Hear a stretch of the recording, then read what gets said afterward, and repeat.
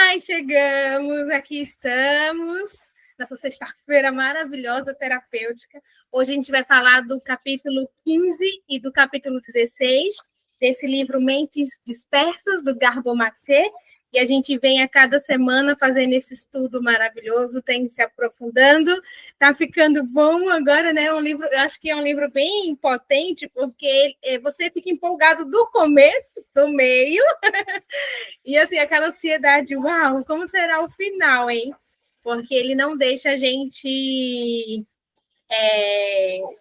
desconcentrar, não, assim, porque esse é um assunto muito profundo, muito maravilhoso, e a gente vai se identificando um amigo, pessoas que estão à nossa volta, e isso muda tudo. Esse capítulo 15 fala das oscilações pendulares, hiperatividade, apatia e vergonha.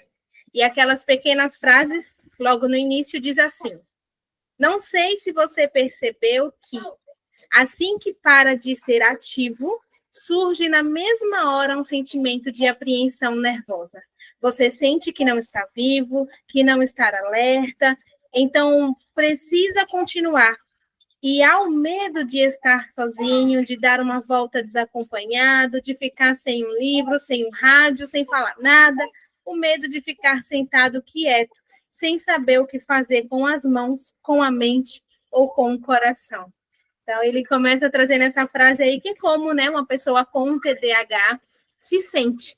É como se eu paro, eu não sei o que fazer, eu preciso estar nesse movimento para não congelar. E esse é um capítulo lindo, a gente vai ver, porque ele fala de hiperatividade e vai falar de congelamento também, que são os dois estados do nosso sistema nervoso autônomo. O livro começa assim: sempre tive a sensação de que precisava levantar e fazer alguma coisa, diz Andrew, um rapaz de 18 anos com TDAH. Muitas vezes ele obedece a essa sensação sem pensar duas vezes, indo embora no meio de uma conversa enquanto a outra pessoa está falando. Outras vezes, tanto que os amigos só conseguem suportar sua companhia por cerca de uma hora. Ele vive em movimento, mas raramente produz alguma coisa. A hiperatividade é vivida de várias formas. A pessoa com TDAH sente desconforto quando precisa ficar parada, mesmo por curtos períodos. Pode haver uma incapacidade física de passar alguns minutos sem se movimentar. A pessoa vive presa num turbilhão mental. Um geólogo de 72 anos chamou isso de pensamento cinejornal, querendo dizer que seus pensamentos saltavam depressa de um assunto para outro. Os fios desencapados, né, que a gente fala de vários assuntos em um só.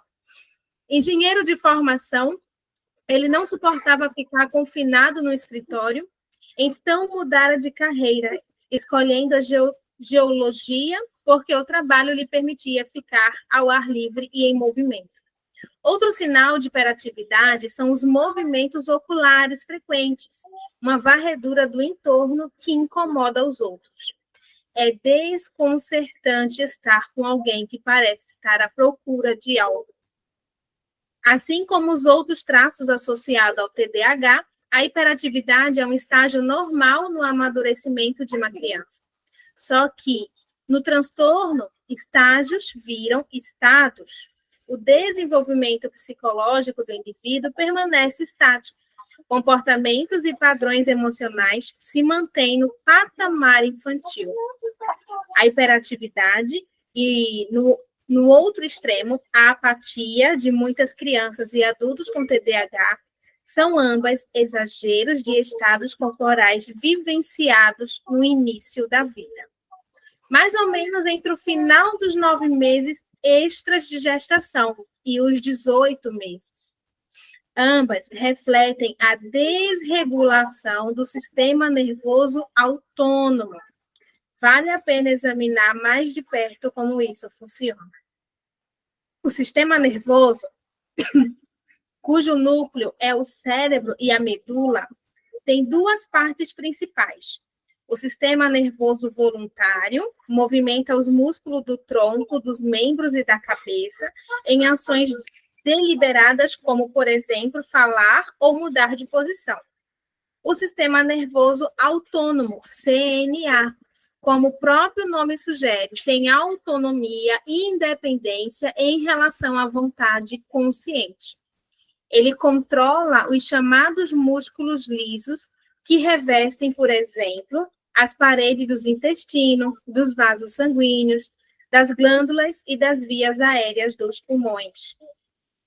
Por isso que quando a gente fala de trauma, né, assim, quando a gente vê ali, vem aquele frio na barriga, aquele dor no estômago, muitas vezes problemas respiratórios, que as pessoas associam ao não, é porque ele é alérgico, ou ele nasceu assim, ou, por exemplo, né? E quando, na verdade, muitas vezes é emocional. Esses dias, quando meu filho, pela primeira vez, isso não tinha acontecido, ele apresentou, lembra? Eu até comentei com vocês, quando ele apresentou, né, a questão do pulmão, eu sabia ali, eu estava com um projeto grande, executando, acabei me distanciando um pouco, assim, da minha conexão, e ele sentiu e trouxe essa comunicação. E lendo isso, a gente vê, né, como o nosso sistema nervoso está realmente interligado a tudo isso. E quando aquilo veio, e eu perguntei até para a médica querendo tirar meu desencargo de consciência, eu fiz, pode ser emocional? E ela falou, não, pode ser que a casa esteja com poeira, pode ser, mas no meu coração já falar. Foi emocional, eu sei que foi. E aí é quando, né, quando a gente tem essa consciência, eu retomo, assumo de novo aqui, delego um pouco mais o trabalho, porque eu sabia que sim, era emocional, sim, por isso a questão respiratória.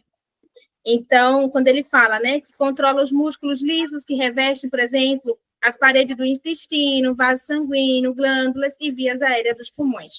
É ele quem comanda a liberação de hormônio, o fluxo de sangue para órgãos internos e a pele, e a contração dos músculos intestinais. Nervos autônomos também estabelecem o nível de tensão basal dos músculos voluntários, assim como a temperatura corporal e a ereção ou o relaxamento dos folículos pilosos. De modo geral, criam os circuitos para um ambiente corporal química e fisiologicamente estável.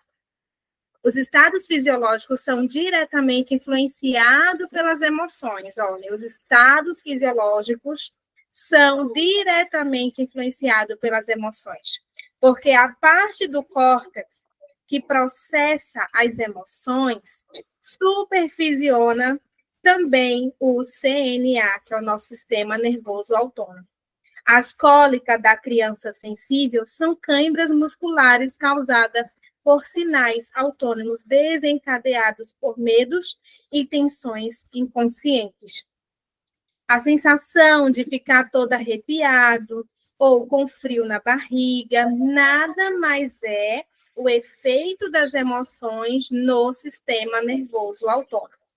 Os nervos autônomos são responsáveis pela contração muscular, o que explica por que algumas coisas nos reviram o estômago ou nos pesam nos ombros. Quantas vezes, né, para a gente mulher também, quando a gente está com uma tensão, uma preocupação, realmente eu sinto aqui, ó, bem aqui, eu sinto quando eu estou, e aí agora com esse conhecimento eu abraço, opa, eu sei de onde vem isso, né? O CNA, e aqui muito interessante também essa parte, o CNA, que é o Sistema Nervoso Autônomo, tem duas divisões opostas. A simpática, que despende energia, e a parasimpática, que conserva energia. A simpática e a que para, né? Parasimpática. Quando estamos no estado de estimulação simpática, os músculos se tensionam, os batimentos cardíacos se aceleram, o sangue flui para os braços e as pernas e a adrenalina é liberada na corrente sanguínea. O disparo dos nervos simpáticos cria um ambiente corporal de forte estímulo, importante para a sobrevivência, já que permite que nos movamos depressa para fugir ou nos defender. É a conhecida reação luta ou fuga. Na vida cotidiana, sentimos isso como um estado corporal associado à agitação. Há também momentos em que o corpo precisa desacelerar, ou até mesmo ficar imóvel por uma questão de vida ou morte. Se lutar ou fugir for impossível, talvez nossa única chance de sobrevivência seja nos tornar indetectáveis.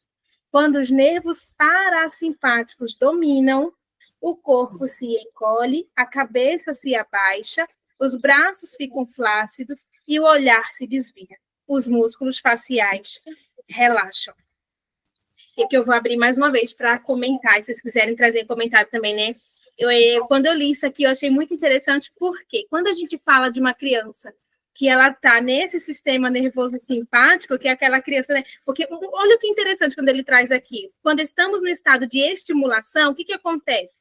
Os batimentos cardíacos aceleram e o sangue flui para os braços e a perna. E aí, quando a gente vê aquela criancinha de 2 anos se jogando no chão, né, batendo, e aí os pais se desesperam e falam assim, não, preciso parar esse comportamento. Por quê? Porque ali ele está comunicando que o seu corpo está em ameaça. E é natural que essa tensão toda, tão sabe o nosso corpo, né, vá para os membros. Aí o que acontece? Os pais não compreendem isso, porque também foi o que eles receberam. Aí dá um tapa na criança para parar, ou um grito, né? Porque a criança está fazendo é rebeldia, é birra, e aí ela vem logo para cá, o estado de congelamento. Por quê? Porque meu corpo chegou em ameaça, eu não tive suporte ali, eu recebi mais cortisol ainda, eu entrei em uma ameaça maior ainda, porque se eu estou sozinho, lidando com tudo isso que está difícil, e ainda recebo do meu adulto cuidador mais ameaça, né, grito, castigos, esse corpo se vê de uma forma tão assim que ele diz, eu preciso poupar energia, senão eu vou morrer. E aí, logo em seguida, numa situação de vida ou morte, né, o corpo fica imóvel, ele para. Aí, nessa hora, o pai se gaba. Olha aí, tá vendo? Só ouve no grito. Olha aí, tá vendo? Só depois leva um tapa no instante. Mas por quê? Ele aprendeu? Não, ele paralisou. E o Peter Levine, ele sempre fala, né, que a raiz de todo trauma é a imobilização. É justamente esse congelamento, esse estado de congelamento. É eu parar ali e não mais lutar ou fugir, né? Não tentar mais lutar. Por isso que ele fala aqui, quando as fibras musculares lisas que circulam os capilares do rosto perdem o tônus, esses pequenos vasos sanguíneos se dilatam e a pele se enche de sangue, enrubescemos. Esse estado de apatia é vivenciado muitas vezes quando sentimos vergonha, e aí nasce o sentimento de vergonha, né, autocrítica, de eu não sou capaz, eu não sou merecedor, e isso só, né, identidade distorcida, aí perde a questão da nossa autenticidade, a gente vai se distanciando ali do nosso verdadeiro eu. Quando crônico é uma das características de depressão. E aí, quando a pessoa começa, se eu não posso... Eu até trouxe isso ontem, né? Esqueci de pegar o carregador do meu celular, vou pegar. Mas eu trouxe isso ontem na aula da Mari, não foi quando eu falei, o estado de congelamento era onde eu mais sabia estar. Por quê? Porque como eu tive uma infância primeiríssima ali naquela situação de negligência e abandono, então, assim, para mim pertencer, eu preciso ser boazinha. Só que o que acontece? Eu coloco tudo para dentro. Se eu não tiver cuidado, eu adoeço muito fácil, né? Que aí vem a questão do câncer, das depressões, das doenças respiratórias, do estômago, gastrite, tudo é para dentro, né? Deixa eu só pegar meu carregador aqui.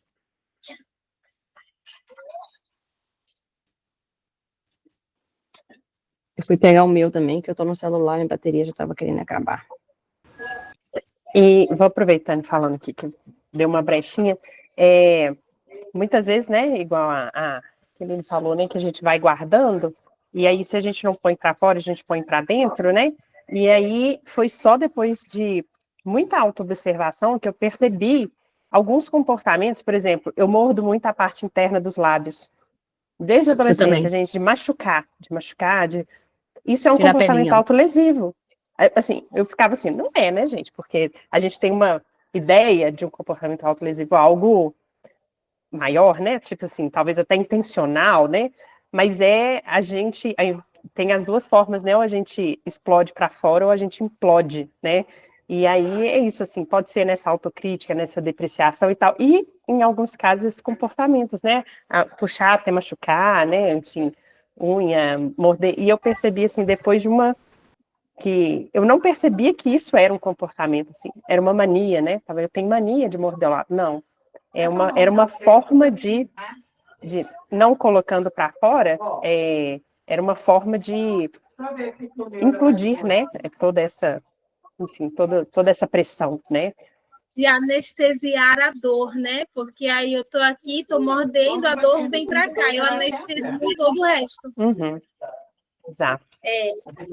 E esse negócio dos ombros é muito, eu tenho muito isso, gente, é impressionante. Você pode perceber, quem me conhece, eu começo a ficar assim, ó.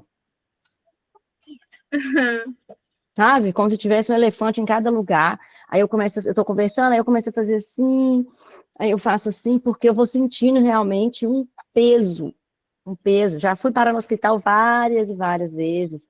Ah, você travou, escápula, não sei o quê, e aqui fica duro, aí tem que tomar remédio. Hoje menos, porque eu tenho mais consciência, né? Mas, assim, muitas vezes já tive que ir para o hospital mesmo, assim, de tanta dor. E aí fazer fisioterapia. Da onde que vem isso? Aí, Trauma. junto com isso, tinha sempre uma herpes, entendeu? E assim, né? Recidiva. É loucura, assim, porque a gente está falando desse lugar de congelado, de apatia, de parasimpático, mas é o lugar que os pais menos nos procuram. Ou seja, é aquela criança que é boazinha e aí ela Sim. passa despercebido, porque tudo que a boazinha traz eu não vejo. Aí eu boto uma desculpa, por exemplo, uma questão respiratória. Ah, é porque ele tem asma. Você não procura investigar da onde vem, do porquê isso, né? A gente não tem esse conhecimento, não tinha, né? Muitos não têm, na verdade, esse conhecimento. Você sente uma dor no ombro, oxe, filho, foi algum exercício errado que você fez? Né? Tá mordendo, isso é mania, para de morder isso, e a gente quer, para de roer unha, você não vê que é uma criança. Eu acho que Deus é tão perfeito que acho que nessas horas, pelo menos o que eu percebo, um padrãozinho, né, para essas pessoas muito boazinhas, igual fui também, vem crianças que não se enquadram nisso, assim, sabe? Que vai nos provocar sair desse congelamento mesmo, assim, né? Ô, Dani, eu Essas falo isso com crianças relação aos transtornos. difíceis, Esse né? tanto de autismo, isso para mim, minha filha, é obra Não, divina. e Para essa criança assim perceber que que luta por mais tempo, né? Porque obviamente eu no meu pezinho tradicional, mesmo meu menino ser bem novinho quando eu entrei nesse mundo, né? Por muitas vezes eu forcei a barra no tradicional ali. E ele bravamente sustentou, sabe? Assim, talvez se fosse uma criança que cedesse facilmente para ser facinho, tinha embolado ali o meio de campo dele. Ele não baixou a cabeça, assim, hoje eu agradeço muitíssimo a ele, né? Mas ele que me movimenta para sair desse estado, sabe? E acho que Deus manda certinho, né? Para quem tem que vir, né? Se viesse uma criança tão quietinha quanto. E essas crianças que vão revolucionar o mundo, justamente por não baixar a cabeça. São elas que vai fazer, muitas vezes, o pai despertar. Porque enquanto o primeiro filho anestesiou, aí muitas vezes vem o segundo e diz assim, bora, não vou ceder a isso não, chega, vem pro movimento. E o Garbo fala sobre isso, né, que quando ele percebia o ambiente da casa dele olhando para a filha sensível. Então são as crianças que a gente fala, né, são crianças sensíveis mesmo, ela sente e ela põe para fora, ela mostra o que está acontecendo, e a gente achando que elas são o problema, quando na verdade o problema aqui somos nós. Elas apontam, né, a questão, né? Elas trazem ali, elas deixam com mais ênfase, né, o que outros talvez não percebessem, né? Ainda bem. É verdade. Ainda bem que tem elas, né, para fazer muitas vezes os pais estarem aqui. A hiperatividade é um estado de ânimo intenso e desregulado, adequado para uma criança pequena. Por volta dos 9 meses, o bebê inicia uma exploração eufórica do próprio universo, sem depender mais dos adultos para ter mobilidade. Ele examina incansavelmente cada objeto, cada recanto e cada fresta do ambiente que o cerca. Prova sabores, brinca, descobre, aprendendo para que servem e como são usadas muitas coisas. Durante essa fase de animação prolongada, é que se estabelecem as rotas neurais que permitem ao córtex inibir o sistema nervoso simpático se as circunstâncias necessárias estiverem presentes. Quando há estresse, e é o que eu falo, né? Quando a criança já está lá. Então, quando há estresse, esse circuito não se desenvolve de maneira adequada e a hiperatividade persiste. O estágio cuja duração deveria ser apenas poucos meses se transforma num estado ao qual a criança fica presa. Também cabe destacar que, ao longo da vida, a hiperatividade segue sendo uma reação a períodos de forte ansiedade. Se alguém lhe dissesse que na semana que vem, em algum momento impossível de prever, algum desastre misterioso se abaterá sobre você ou sobre alguém próximo, e que você não poderá fazer nada para evitá-lo, sua reação muito provavelmente se assemelharia aos comportamentos mentais e físicos de uma criança hiperativa ou de um adulto com TDAH. Você teria dificuldade para focar os pensamentos e a sua mente correria em círculos. Seria quase impossível permanecer sentado e imóvel. Pense no marido andando nervoso de um lado para o outro em frente à sala de parto, onde sua esposa está dando à luz. Creio que a hiperatividade no TDAH seja alimentada por uma corrente de ansiedade permanente e subterrânea. Ou seja, né, assim, o que era algo natural e esperado de toda criança ali por volta dos 9 meses, que está aprendendo, e aí nós adultos que temos esse cérebro maduro que poderia ser fonte de regulação, se eu não entrego isso, ele vai permanecer, porque a questão não é, né? Por isso que a doutora Priscila, na aula, ela fala, não é sobre estar no estado simpático ou no parasimpático, é eu permanecer ali. Porque é natural, né? Por exemplo, no caso desse, como ele traz do marido, de um lado para o outro, então é natural que em alguns momentos a gente esteja lá, como, por exemplo, numa academia, que você está malhando, então você está ativo, mas a questão é regulação. Então, eu navego por essas emoções, né? E o problema está onde eu estou mais, se eu estou congelada, se eu estou no simpático, que é essa hiperatividade o tempo todo sem parar, que é o que acontece na mente do TDAH, ele não para, ou se eu estou no meu estado de homeostase, né, que é o nervo vago, que é o estado de equilíbrio. Então, eu vou navegar, mas aonde eu fico mais? No equilíbrio das minhas emoções ou congelada? Ou nesse movimento que não me para? Então, é sobre isso. E a criança que vai ali no início de tudo, vivendo isso, e tem um adulto que chega um momento na rotininha do sono, numa tarde gostosa, vem e traz ele de volta para esse estado de segurança, ele já vai ali criando sinapses neurais desse movimento, o que normalmente não acontece. Aí ele traz aqui, Derek tem 32 anos, sempre foi incapaz de concluir tarefas e levar adiante qualquer atividade específica por um período prolongado. Seus problemas eram evidentes desde o ensino fundamental. Apesar de muito inteligente, ele tem um histórico escolar de notas baixas, tendo inclusive abandonado matérias e repetido de ano. Nas raras ocasiões em que se viu numa situação adequada ao seu tipo de personalidade, ele conseguiu se sair muito bem. No 8º ano do fundamental, foi um excelente aluno e ficou entre os melhores da turma. No ano seguinte, voltou aos padrões anteriores.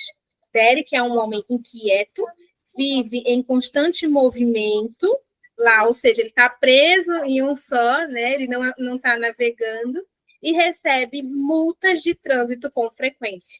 É como se eu estivesse sempre tentando pegar algo que não está ali, disse ele em nossa primeira consulta. Achei interessante esse exemplo que ele traz de Derek, porque na escola, muitas dessas crianças com diagnóstico, elas são excluídas, não tem uma preparação, né? A escola não olha para eles de uma outra forma. Quando tem, eles sobem, como aconteceu com ele aqui no 8º ano do fundamental. Ele consegue se destacar. Provavelmente ele teve um professor, alguém que pudesse ali montar algo que, né, ensinar a forma como ele aprendia melhor. Mas em outras vezes a sociedade finge não ver e acaba que acontece isso com eles. Esse tentar pegar algo que não está ali é uma memória neural da época que ele era menino, ansioso, vasculhando o entorno à procura de conforto, de uma conexão serena com alguém. Se seus pais tinham se divorciado quando ele estava apenas com 4 anos, após muitos anos de uma relação destrutiva. Ele mal viu o pai depois disso, nunca se sentiu plenamente seguro no mundo. Tá aí a resposta, né? Voltando à infância. Meus olhos, assim como os olhos de quase qualquer pessoa com TDAH, vasculham os rostos que encontro como se fosse por vontade própria, examinando olhares em busca de sinais de contato. Desconhecidos, de repente, me flagram encarando-os com intensidade. Isso acontece até mesmo durante uma conversa com alguém, o que talvez passe a impressão de que não estou interessado no assunto, ou seja, né, quando meu olho para, tipo, você está falando e a pessoa parece que não está ouvindo, está em outro mundo. Hoje sei reconhecer o que é isso. A ativação dos circuitos cerebrais criados quando eu vasculhava constantemente os traços retraídos ou deprimidos da minha mãe em busca de contato. E mais ainda, quando buscava a presença dela no nosso período de separação. Quando tinha por volta de 1 ano, é a memória da ansiedade que está sendo desencadeada. Segundo o psicólogo canadense Gordon Nelford, a ansiedade é um alarme de apego. Seu papel na sobrevivência do bebê humano é sinalizar quando nossas relações de apego, das quais somos absolutamente dependentes, estão ameaçados. A ansiedade é útil, a menos que ela vire um estado crônico. Nossa, muito forte aqui, né? Ou seja, a gente passa a vida buscando por esse apego seguro. E aí está a resposta dos relacionamentos, muitas vezes, que as pessoas entram, né, nos Como que relacionamentos. essa falta de apego desestabiliza tudo, né, menina? Tudo. Em É uma tudo tá isso. Em tudo a gente vê um apego seguro, né? E aí você vê os pais fazem o que fazem também pelo mesmo motivo. Porque mesmo. algum dia, né, faltou a eles esse apego seguro. Eles passam a vida procurando que não conseguem perceber o próprio filho procurando também. Exatamente. Tá em tudo que a gente vai. Não é à toa que é o começo, né, na certificação, acho que é o primeiro módulo, né? É, apego seguro, a importância, né, do apego seguro na primeiríssima infância. Da mesma aí, forma...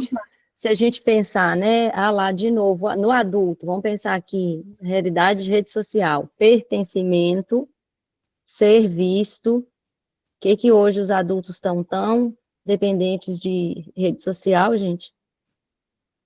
Né? Tanta gente que quer se mostrar, que quer mostrar a vida que não tem, que quer mostrar, e o outro que acha que o outro tem, e o outro também não tem, e vira aquele imbróglio. É isso, nada mais é do que pertencimento, né? É se sentir parte de algo, é se sentir parte de um grupo, é se sentir aceito, é se sentir visto, é a mesma coisa. E a busca, né, por essa segurança, né, que não teve internamente, né, não conseguiu desenvolver, né, essa corregulação, essa autorregulação a partir da corregulação de alguém, né, então fica nessa busca externa, né, de coisas doido, né? e para suprir, né, enfim, e ele fala essa aqui num falta dos de segurança, não, né, que está lá no apego, lá no início, né. Que eu não lembro, que ele fala muito assim, que são os adultos que sempre interpretam os relacionamentos de maneira errada. Eu não lembro, eu lembro que na hora eu puxei a setinha, que identifiquei pessoas da minha família, ainda mandei para uma amiga minha, falei, olha aqui nossa família, olha aqui. Porque é isso, né? Aquela pessoa que interpreta o que não existe. E essa pessoa, em especial, que eu comentei, foi abandonada pelos pais. Causa muito problema na família, entendeu? É um agregado que causa muito problema. Mas é isso, tudo dela é em função daquele trauma e da falta de segurança que ela teve na infância. Uhum. Impressionante. É verdade. Eu vou continuar. Diz assim, ó. Vai lá. Da mesma forma que a desatenção diminui na presença de um adulto gentil, o mesmo ocorre com a hiperatividade. Algumas crianças percebem isso muito bem. Um paciente meu, de 8 anos, insistia que o pai ou a mãe ficasse com ele no banheiro toda noite enquanto ele escovava os dentes. Eu perco o controle quando você não vai comigo, disse ele ao pai. Se a hiperatividade expressa ansiedade, a apatia expressa vergonha. Assim como a ansiedade, a vergonha é uma emoção também. Ó, a gente está falando de ansiedade, daquele que está sempre buscando, né, pertencimento. A vergonha é uma emoção de apego. Toda vez que alguém se torna importante para nós, toda vez que o apreço, o respeito ou a valorização de alguém tem importância, surge também a possibilidade da vergonha, escreve o psicólogo Gerson Kaufmann. A origem da vergonha é o sentimento de ter sido isolado do pai ou da mãe, de ter perdido a conexão. Mesmo que momentaneamente, isso não tem como ser evitado e faz parte do amadurecimento.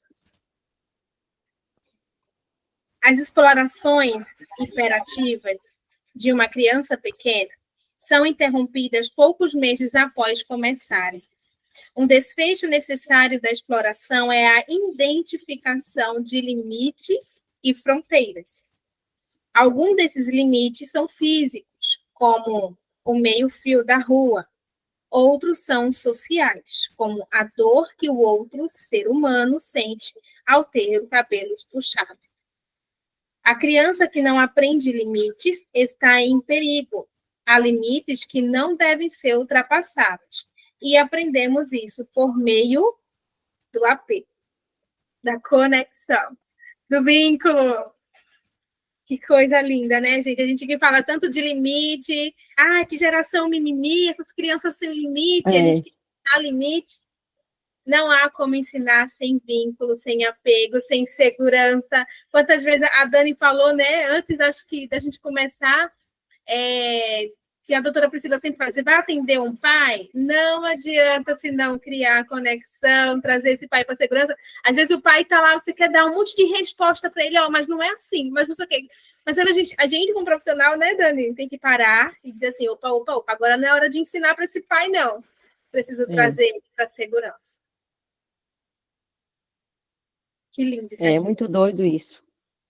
E a gente vê os pais, né, muito preocupados, a gente também, né, acho que mais por início da nossa caminhada, aquela preocupação do limite, como pôr limite, né, e aí eu fui aprendendo aos poucos, assim, que a gente não precisa pôr limite, se a gente fazer o nosso limite, já é o limite que o outro pode chegar, entendeu? Então, assim, a criança entende o limite, quando eu ponho o meu limite, o pai põe o limite, o meu próprio limite, né? Opa, filho, aqui não, assim, tá desrespeitoso com a mamãe. Opa, filho, né? Aí o pai põe o limite e tal. Ali ele entende a delimitação. Eu não preciso limitar Na relação ele. Naturalmente, né? Nas relações como uma coisa natural.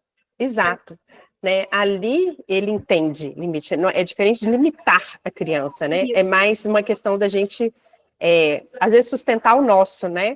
E ali essa criança vai aprendendo, né? Com essa conexão, porque quando a gente pensa em pôr o limite, aí entra, né? A ameaça, a punição, a violência, né? E quando a gente sustenta o nosso, a gente está mostrando o quanto é importante ele também sustentar o dele, quando mamãe, não gostei, né? Assim, inclusive ele poder trazer o limite dele depois, né?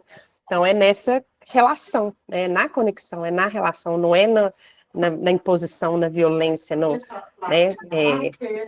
Isso depois que eu entendi, isso virou uma chave, assim, porque às vezes eu tenho que ensinar tal coisa e tal. Falei, opa, se eu conseguir viver isso, ele vai aprender, né? É diferente E a base do limite tentar... é exatamente o afeto. A Su Guerra fala muito isso no livro dela, do Amor é Importante, né? Se a gente, enquanto sociedade, tivesse focado menos em limitar, o que não quer dizer mimar, atender as necessidades materiais, né, que as pessoas, né, pensam muito isso, e a gente tivesse focado no amor, no afeto, no vínculo, a gente não precisava limitar tanto. Mas não, a gente foca tanto em limitar, que a gente quer dar amor, a gente acha, se sente culpado. Né? Você vai fazer alguma coisa, você tá mimando, tem alguém para te falar assim, mas você vai fazer isso para esse menino? Isso. Acredita que você vai fazer isso para esse menino? Esse menino desse tamanho? Não, isso não é possível que você vai fazer, né? Então, assim, o foco, durante muito tempo, estava no lugar errado. Deixa eu continuar. Não descobrimos quais são os limites do comportamento aceitável lendo uma cartilha ou ouvindo um sermão, que a Dani acabou de Que a falar. Dani acabou de falar.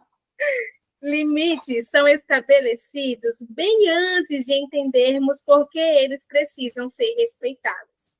Descobrimos isso por meio das reações, especialmente não verbais, de nosso pai e de nossa mãe. A palavra não, eu até grifei isso aqui, sozinha, não significaria nada para a criança pequena, a menos que fosse dita com uma voz severa e um olhar de reprovação, junto com outros indícios negativos, como balançar a cabeça. Ao longo de toda a vida, o que define nossa relação com o outro, muito mais do que palavras, são as mensagens não verbais que lemos nas estrelinhas da comunicação verbal e como nos acolhem ou nos rechaçam. Mesmo o módulo disciplinar mais brando envolve algum mecanismo para constranger a criança e assim influenciar seu comportamento, escreve o pesquisador e terapeuta Alan Shore. Segundo uma pesquisa no início do estágio de exploração ativa inquieto, 90% dos comportamentos maternos consistem em afeto, brincadeiras e cuidados, e apenas 5% envolve proibir o bebê de alguma atividade que ele esteja fazendo. Nos meses subsequentes, ocorre uma mudança radical. A curiosidade e a impulsividade da criança a conduzem a muitas situações que os pais precisam reprovar. Com 11 a 17 meses de vida, a criança ouve uma proibição a cada 9 minutos, em média, em reação às palavras, ao tom de voz e à linguagem corporal de reprovação. A criança entra no estado fisiológico de vergonha, passa de ativa para inativa, de agitada a apática e deixa de despender energia e começa a conservá-la. O resultado disso é exatamente o que a natureza queria que acontecesse: impedir uma atividade possivelmente perigosa. Durante a fase de apatia, novos circuitos se desenvolvem para que o córtex consiga inibir a outra parte do sistema nervoso autônomo. Sua divisão parasimpática. Como antes, o contexto precisa ser favorável para que os circuitos da inibição amadureçam.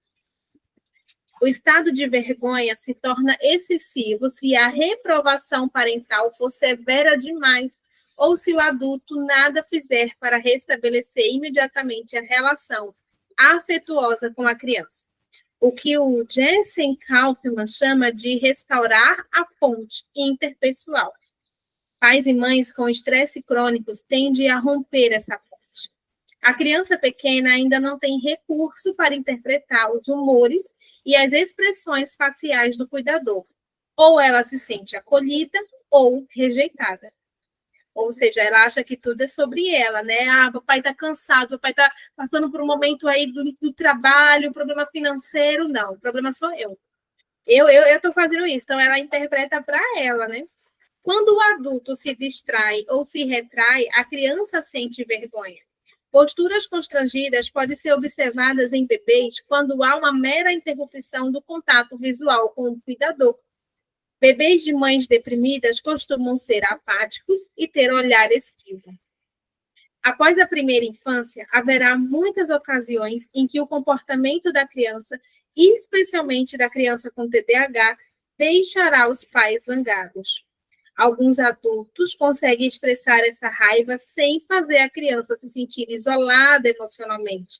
Eles comunicam reprovação sem rejeição. Achei essa parte massa, incrível, até coisa assim, reprovação. Porque, como a Ká falou, o limite ele vai existir, mas eu sempre falo assim, tem até uma aula no meu curso que eu dou, né? Eu sempre falo, gente, o limite é segurança. Mas a gente não precisa viver limitando, né? Como ele fala aqui, 9 segundos. Então, sempre me perguntava se envolve vida ou morte, seja ela física ou espiritual. Aí sim eu entrava, amor, aqui não, e pegava. E muitas vezes a criança vai se frustrar porque ela não é obrigada a aceitar esse limite. E a gente vai acolher, vai regular.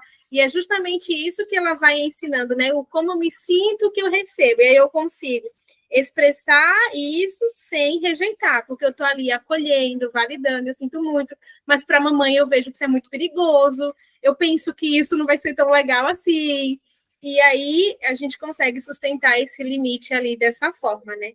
E não simplesmente, mas eu sempre me pergunto, assim, envolve vida ou morte? Porque senão eu vou criar o ambiente para que ele possa explorar, né? Para que ele possa. Agora, por exemplo, ele fala aqui, a criança vai atravessar uma rua, ou vai descer uma escada sozinho, pequenininho, aí não. Aí eu preciso... E muitas vezes até devolver a pergunta para a criança, para que ela perceba, obviamente que você vai ser a margem, vai ser a decisão, mas antes disso, devolver. E você, filho, você acha que você consegue subir aí? E ficar, né? eu vou estar aqui próximo, Para né? que ele tenha essa percepção, senão a percepção é sempre baseada na nossa percepção, né? Do limite dele está sempre baseado naquilo que a gente acha. E aí, o que eu entendo quando ele traz aqui, assim, quando a criança que recebe esse não, que é completamente natural, se a gente aceitasse, se a gente aceitasse todo o não que a vida nos dá, ninguém estava aqui hoje, né? Muitas vezes aí num patamar de vida que nem você andava, faz, né?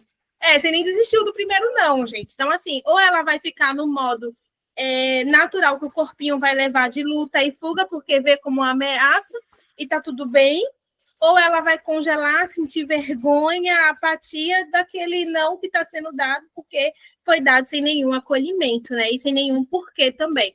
Por isso é importante a gente se perguntar, faz sentido esse limite realmente? É importante? Envolve aí a segurança da minha criança? Ela quer comer chocolate assim, sem disparar? Aí tudo bem. Aí você sustenta esse limite, mas quando não, não tem porquê. E esse ponto principal que você falou, né, da correção sem rejeição, né, que a gente já viu várias vezes, né, a gente, inclusive, pode corrigir, orientar, né, conduzir, mas conectar primeiro, né, isso faz a diferença, né, quando você conecta e redireciona, é outra história, né, quando você só corrige, quando você quer só podar, você está olhando só ali o comportamento, geralmente vem essa sensação de inadequação, acaba condicionando, né? A criança sente condicionado o afeto ao comportamento, né? Quando eu faço isso, eu perco o afeto, né? Enfim, ou ele fica ameaçado, né? Então, como corrigir ou como conduzir sem rejeitar, sem desconectar, né? Que para ele é muito importante, né? Algo assim que envolve a vida dele. Então, se Exato. eu tenho como opção, por isso que muitas crianças, assim, como ele mesmo fala, né?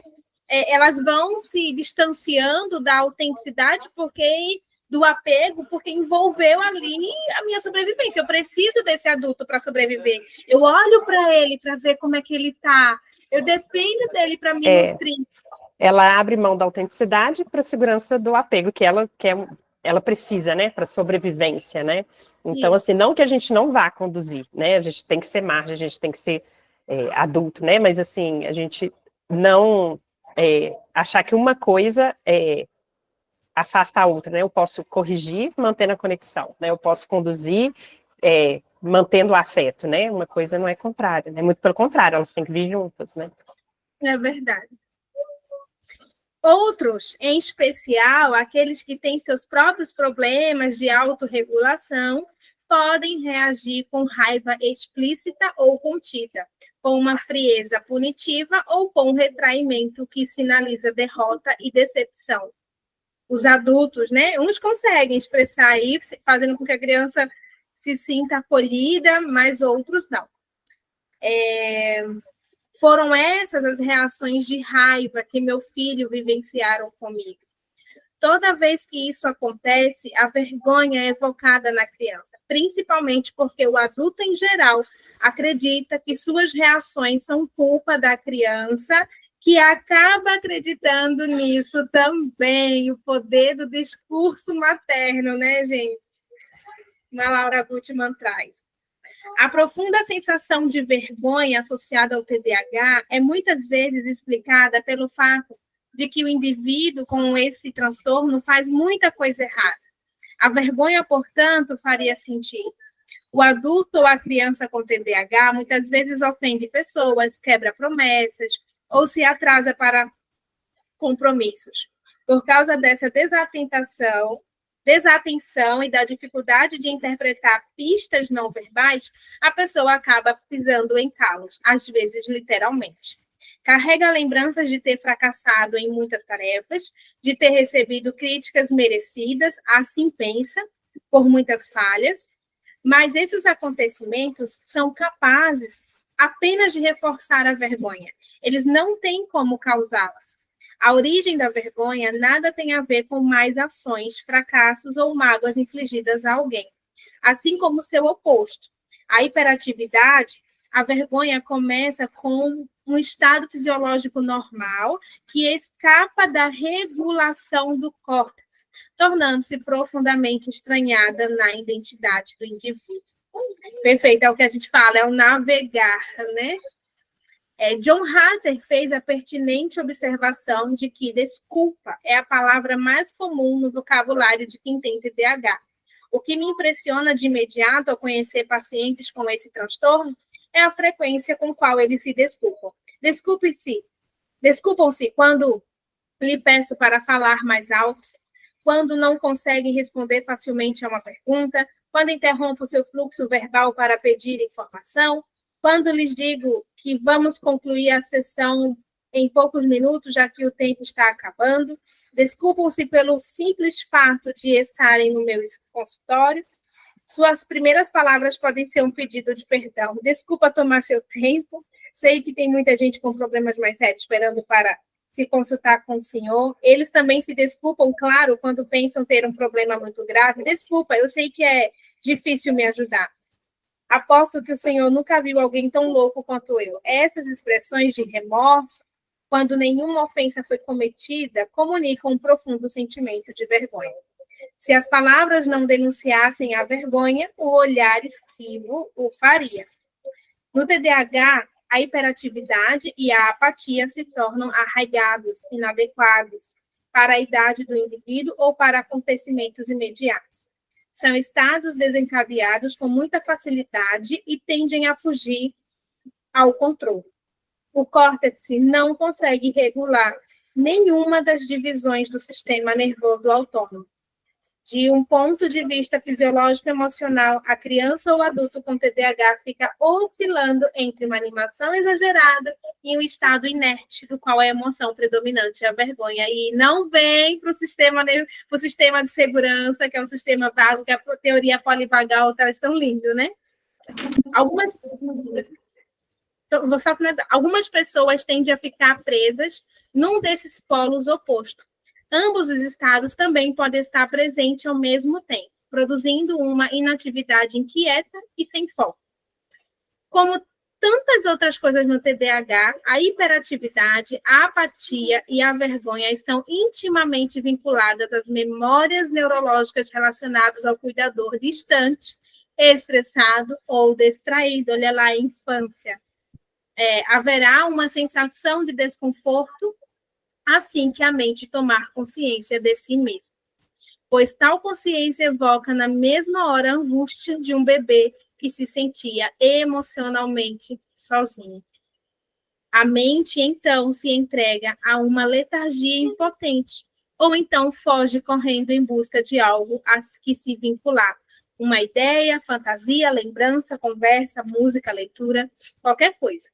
Quando não conseguem, sobrevém um intenso desconforto ou uma aversão à própria mente, o que chamamos de tédio. Uma das exigências para a cura, para a plenitude, é a existência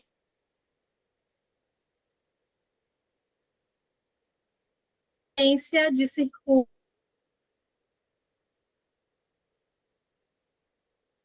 Existem fortes indícios de que esses circuitos podem se desenvolver em qualquer idade, assim como rotas neurais para ajudar o córtex a fazer seu trabalho de inibir e regular.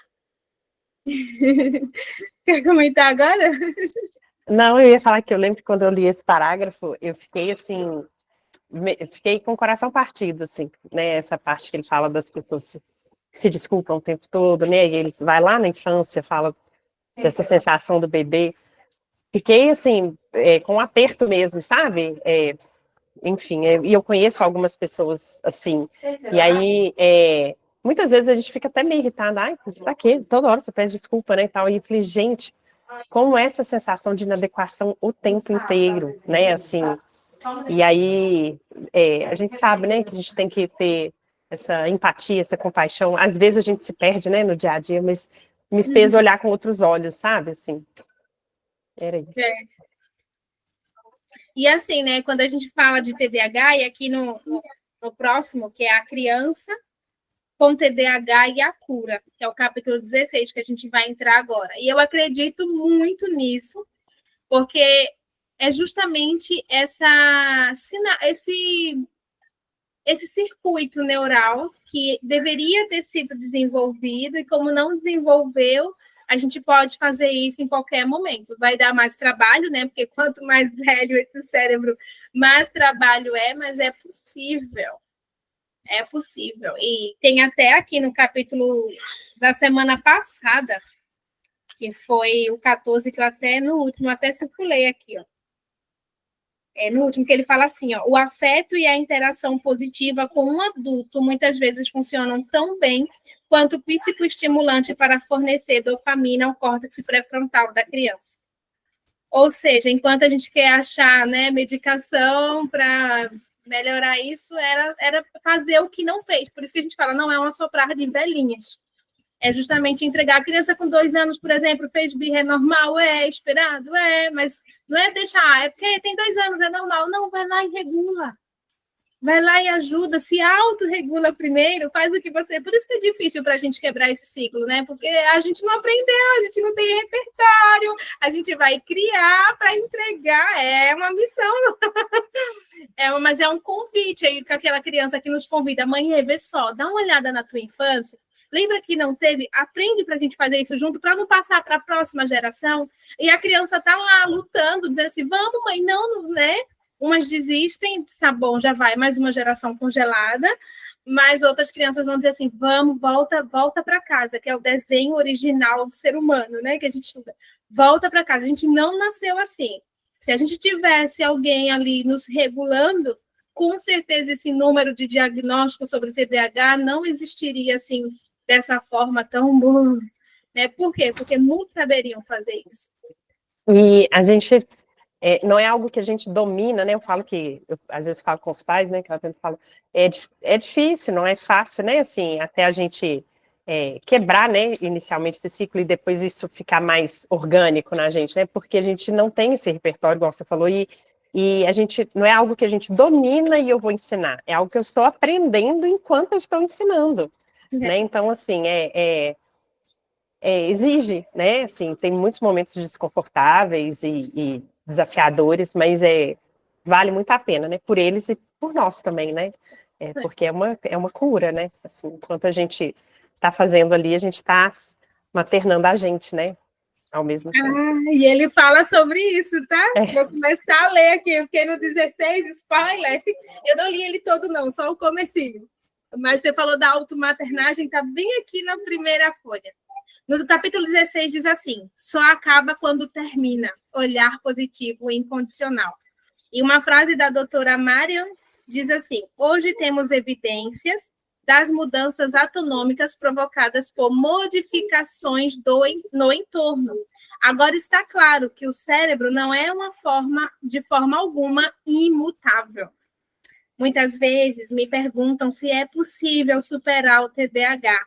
É uma boa pergunta, já que a cura é um processo. E a resposta é sim. Não é de cura que as crianças com TDAH precisam, mas de ajuda para crescer. Não são os métodos disciplinares que precisam ser mudados, e sim as atitudes dos pais com base numa compreensão mais profunda da criança. O adulto com TDAH também precisa entender melhor a si mesmo para conseguir cumprir a tarefa que mais tarde chamaremos de automaternagem. É justamente esse processo, né, de cuidar de si, de olhar para si, de perceber as nossas desregulações em inúmeros momentos e trabalhar isso para que aí sim é um limite, porque é um exemplo. Se eu faço, eu acabo ensinando o meu filho, mesmo sem verbal, a fazer a mesma coisa. E aí esse cérebro, o córtex, começa a registrar, né, e começa a ter um poder maior de inibição, que não acontece quando a pessoa tem TDAH ali, né, porque tem essa dificuldade de controle mesmo inibitório que a gente fala, né, que é aquele controle de impulso, que é aquele opa, aquele freio, né, que puxa, que ele fez assim, não vou, calma aí, deixa eu respirar, tô com raiva agora, vou sair de cena, já eu volto, né, então é sobre isso. O prognóstico para o processo de cura no TDAH é positivo. Sabe aquele chavão esportivo? Só acaba quando termina? Ele se aplica perfeitamente ao desenvolvimento do cérebro e da personalidade humana. Vimos que a experiência tem uma enorme influência nos circuitos cerebrais e também que as alterações químicas são afetadas pelo entorno, para o bem ou para o mal. Aí eu achei interessante isso aqui, eu grifei isso assim, não, aqui eu vou comentar. Porque muitos religiosos, e aí eu vou falar, né, desse mundo assim que eu vivo, desse projeto, acredita que a criança nasce mal, né, que fruto do pecado, que tem que... E aqui está uma prova que eu não acredito nisso, porque a própria Bíblia também fala que o bem e o mal é uma semente, aquilo que você alimenta é o que cresce. Então, conhecereis a árvore pelo fruto. Ou seja, o que acontece? Se eu alimento a carne, né, porque eles chamam assim, se eu alimento a carne, cresce os desejos da carne. Se eu alimento o espírito, cresce o desejo do espírito. Então, quando ele traz aqui que vivemos que a experiência tem enorme influência dos circuitos, o que vai realmente trazer, como somos seres imperfeitos, e a nossa meta é reduzir danos, a gente acaba trazendo essas sementes, mas nenhuma criança nasce para o mal. Tudo isso depende das alterações químicas que são afetadas pelo entorno, seja para o bem ou para o mal. Se os circuitos e a química cerebrais não são determinados de forma rígida pela hereditariedade, eles tampouco se tornam inalteráveis na primeira infância. Então, para pensarmos na cura, devemos voltar às mesmas questões que levantamos sobre a causa do TDAH. Que condições promovem o desenvolvimento? Que condições o comprometem? Trabalhos de laboratório sobre o cérebro e as experiências clínicas com seres humanos abriram um mundo de possibilidades. O cérebro dos mamíferos parece ter a capacidade de se manter reativo ao enriquecimento do entorno, mesmo numa idade muito avançada. Escreve a doutora Marian Cleves Diamond. Ai, acertei, ó, meu inglês maravilhoso, gente. Tem hora que eu pego aqui no nome desses profissionais, não se embora. Renomada pesquisadora do Departamento de Anatomofisiologia da Universidade da Califórnia de Berkeley. Em seu laboratório, ratos de diversas idades, inclusive recém-nascidos e idosos, foram mantidos em graus variados de isolamento social, estimulação e enriquecimento ambiental e nutricional. Autópsias revelaram que as camadas corticais no cérebro dos ratos ambientalmente favorecidos eram mais grossas. Suas células nervosas eram maiores, seus entroncamentos eram mais complexos e seu aporte sanguíneo era mais rico. Ratos favorecidos, muito depois da meia-idade, ainda conseguiam formar ramificações de conexões com quase o dobro de comprimento das de seus pares, e isso após apenas 30 dias de tratamento diferenciado. Olha que legal, tá vendo? É possível! É possível. A doutora Diamond divulgou esses resultados em seu livro Hereditariedade Enriquecida, o impacto do ambiente na autonomia do cérebro. Talvez a informação isolada mais valiosa aprendida em todos os nossos estudos, escreve ela. Seja que diferenças estruturais podem ser detectadas no córtex cerebral de animais expostos em qualquer idade a níveis diferentes de estimulação do entorno. Em qualquer idade estudada, encontramos efeitos anatômicos decorrentes do enriquecimento ou do empobrecimento. O mais encorajador de todos os achados da doutora Diamond foi que até mesmo o cérebro de animais privados antes de nascer, ou então deliberadamente lesionados na primeira infância, conseguia se recuperar estruturalmente em reação às condições de vida enriquecidas. Sendo assim, escreve ela, não devemos desistir de pessoas que começam a vida em condições desfavoráveis. O enriquecimento ambiental pode melhorar o desenvolvimento do cérebro, dependendo do grau ou da seriedade dos danos. Olha que lindo, né? A redução de danos, o voltar para casa, as nossas terapias maravilhosas de dizer assim, ei, não define isso, volta, se automaternar, se abraçar. Eu fiquei doida para ler esse livro.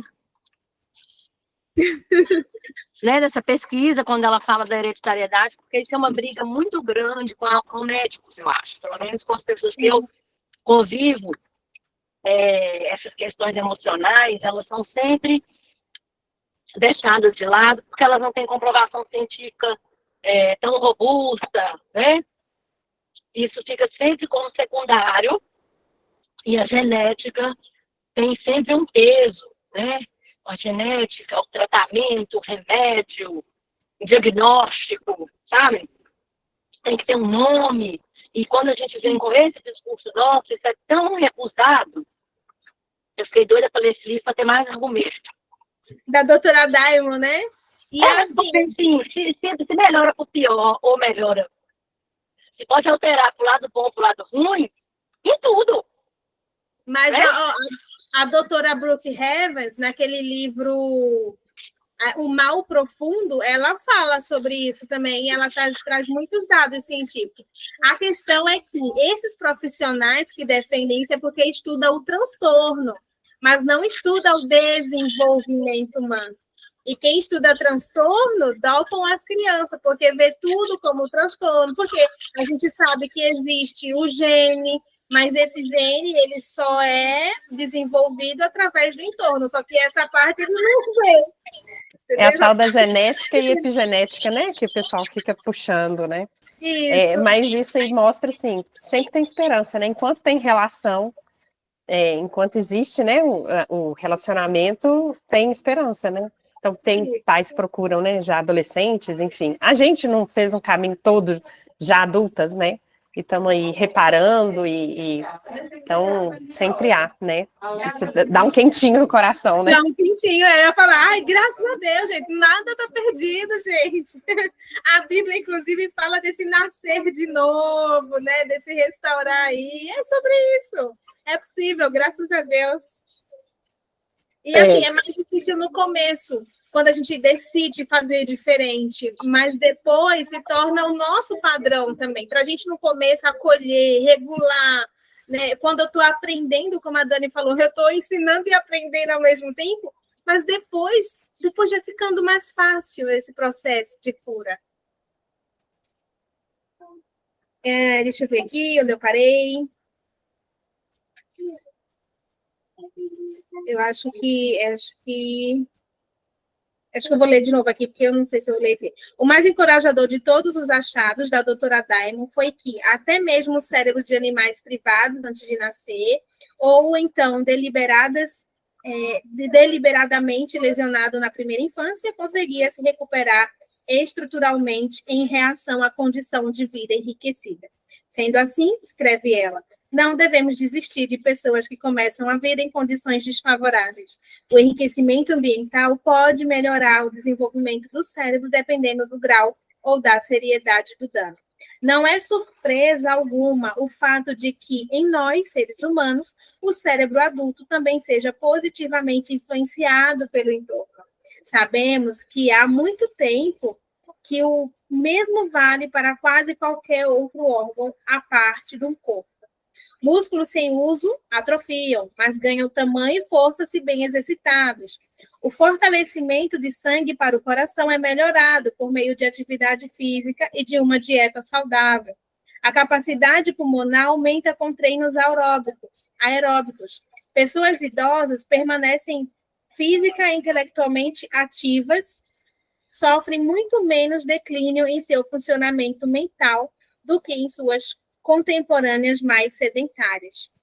No começo da vida, a plasticidade, a capacidade do cérebro humano de reagir às novas condições é tão grande que recém-nascidos e lesionados num dos lados do cérebro conseguem compensar o déficit, mesmo que percam um hemisfério inteiro. A outra metade se desenvolve, e essas crianças crescem com movimentos faciais quase simétricos e mancam de forma leve ou moderada. Com o avanço da idade, a plasticidade declina, mas nunca se perde por completo. Ou seja, na primeiríssima infância, a gente tem ali realmente uma neuroplasticidade muito maior, uma questão de adaptação muito mais fácil, né, de reensinar ou de ensinar. Na fase adulta vai ser mais difícil, mas não é impossível também, a gente consegue. A adaptabilidade neurológica, mesmo na idade adulta, pode ser vista na recuperação apresentada por muitas pessoas após um acidente vascular cerebral. No AVC, o tecido cerebral é destruído, geralmente devido a uma hemorragia. Embora as células nervosas mortas não tenham como voltar à vida, muitas vezes em semanas ou meses o paciente volta a usar um membro paralisado pelo AVC, mostrando que novos circuitos assumiram o comando e novas conexões foram criadas. Ai, gente, que lindo isso! Em condições normais, o cérebro pode continuar crescendo durante a vida inteira, escreve a médica e neurocientista Francine Benes. Uma das maneiras pelas quais os circuitos neurológicos podem mudar é por meio do fortalecimento e enfraquecimento das sinapses, as conexões entre células nervosas. Como experiências distintas fazem a força sinápticas variarem dentro e em volta de muitos sistemas neurais. A experiência molda a criação dos circuitos. Observa o neurologista e neurocientista Antônio Damasio. Consequentemente, a configuração dos circuitos cerebrais segue mudando. Os circuitos não são apenas receptivos aos resultados da primeira experiência, mas repetidamente maleáveis e modificados pela experiência continuada. Ai, que esperança, ainda bem, né? Porque ele traz um capítulo de um jeito e acalma nosso coração no outro. A força das sinapses é influenciada por muitos fatores, como a frequência de seu uso ou a composição química corporal em cada situação. Os circuitos também são enfraquecidos ou intensificados por outros circuitos, que podem interferir nas suas funções ou auxiliar. Vemos isso no TDAH, quando a criança consegue se concentrar num tema em determinado ambiente, mas é incapaz de se concentrar no mesmo tema num ambiente distinto. Esse caráter selecional do TDAH reflete a contribuição das emoções, que desempenham um forte papel na atenção. Como sabemos, no TDAH, o córtex não controla bem o suficiente os centros de estimulação e geração de emoções nas áreas inferiores do cérebro. A doutora Benes nota que elos importantes entre o córtex e os centros emocionais seguem amadurecendo até a 6ª década de vida. Ou seja, até 60 anos, né? Uau! O que sugere que o comportamento humano pode consistir, pelo menos em parte, numa integração processiva de cognição e emoção. Essa interação, a fusão daquilo que sabemos com aquilo que sentimos, é justamente o que o processo de cura do TDAH exige. Sua falta é o que origina a fragmentação da mente com o TDAH. Ou seja, aqui a gente vai criar novamente a conexão, né, que não foi feita lá atrás, na infância, por isso que muitas vezes aqui ele voltou, essa sensação de abandono, essa sensação de rejeição, essa procura, né, como ele traz a história, acho que do Derek, ainda procurando aquele olhar, isso vai permanecer enquanto a gente não entregar o que ele precisa. Como psiquiatra infantil, Stanley Grantham interessou-se especialmente pelo tratamento do autismo, forma de disfunção neurológica e psicológica bem mais debilitante que o TDAH. O Dr. Grantham relata que algumas crianças autistas foram ajudadas a se tornar inteligentes e emocionalmente saudáveis com habilidades cognitivas, emocionais e sociais dentro ou até acima da faixa de normalidade. Ele faz uma pergunta pertinente. Se tantas crianças que apresentam sintomas fisiológicos severos, como de autismo ou retardo mental, puderam ser incluídas em padrões de interação que lhe possibilitaram um enorme crescimento, o que dizer dos distúrbios mais leves? Devemos interpretar isso como um chamado à ação para os pais, professores, médicos e psicólogos preocupados com o TDAH, bem como para adultos que estejam eles próprios lutando com seus traços de transtorno. Promover o desenvolvimento neurofisiológico e emocional num paciente com TDAH em qualquer fase da vida é um grande desafio, mas, como veremos, está longe de ser impossível. Gente, que interessante, né? O que ele traz. E, realmente, no caso da criança com autismo, quando começa uma terapia, um acompanhamento ali, né? Quando os pais percebem, a gente consegue ver muito avanço mesmo nessas crianças, que é justamente esse trabalho, né? Eu gosto do modelo DIR Floor Time porque traz justamente essa conexão, a segurança para essas crianças e a conexão mesmo, né? Através do que a criança tem interesse, ela entra no mundo dela e vai guiando. Então, se é possível fazer ali em qualquer outros transtornos mais difíceis, como ele fala, quem dirá em outros mais leves. E é muito lindo, assim, porque, como a doutora Priscila fala, gente, uma criança com diagnóstico, ela leva mais tempo para se regular, mas o processo de regulação é o mesmo. Então, por exemplo, se eu tenho uma criança atípica que se desregula, e eu ali como mãe, está chorando, ela levaria 20 minutos, por exemplo, acolhendo, né, para que ela volte a esse estado de segurança. Uma criança com diagnóstico leva 40 minutos, 1 hora. Mas o processo de regulação, de estar presente, de entregar o que a criança precisa, é o mesmo. Querem trazer alguma coisa? Por isso que, para os pais de crianças atípicas, o nosso olhar precisa ser muito sensível do tanto que eles precisam também desse suporte, desse apoio, né? Porque uma mãe precisa estar muito bem, o que muitas vezes não é o que acontece, né? Imagina a criança entrar em crise lá várias vezes por dia e só essa mãe para acolher e só essa mãe para fazer, assim, é bem difícil, sem contar na história dela também. Então, assim, é importante a gente ver, né, o quanto que essas mães, que são as cerejas do bolo, elas levam tudo da maternidade um pouco a mais, precisam de regulação, de apoio, de suporte, realmente de profissionais ali. Eu acho que a terapia ela entra nisso, para ser esse suporte para esse profissional, para essa criança também, né, para a gente poder ir desenvolvendo essas habilidades emocionais de vida aí, para que elas consigam viver melhor consigo e com a sociedade. Eu acho que eu vejo nesse lugar, mas eu também enxergo que é algo que o caminho de conexão, regulação, respeito é o mesmo para todas as crianças. Segundo Carl Rogers, o processo de cura depende de confiarmos na natureza humana. Não é verdade que toda criança seja uma selvagem egoísta que precisa ser dominada.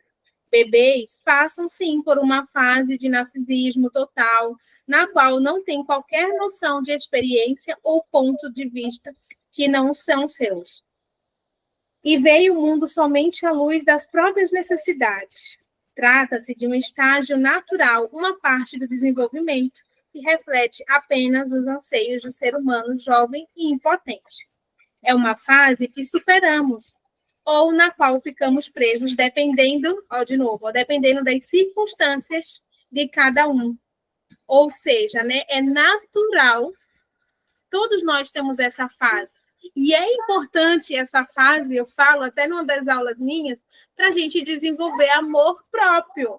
Imagina que a criança não tivesse isso, então é natural. E quando eu entrego o que ela precisa, ou seja, eu estou suprida nessa necessidade, eu tenho uma mãe que eu vejo que eu estou segura aqui, eu não preciso lutar e dizer, é meu, não, tá tudo bem, é seu, ninguém vai pegar, a mãe não vai dizer, mas deixe seu primo brincar, o seu irmão brincar, né, com brinquedo, com muitas vezes, e respeita isso. Então, quando eu me sinto respeitado no meu mundo individual, eu estou seguro aqui, agora sim eu consigo olhar para o outro. E aí eu consigo desenvolver o amor próprio e o amor ao próximo.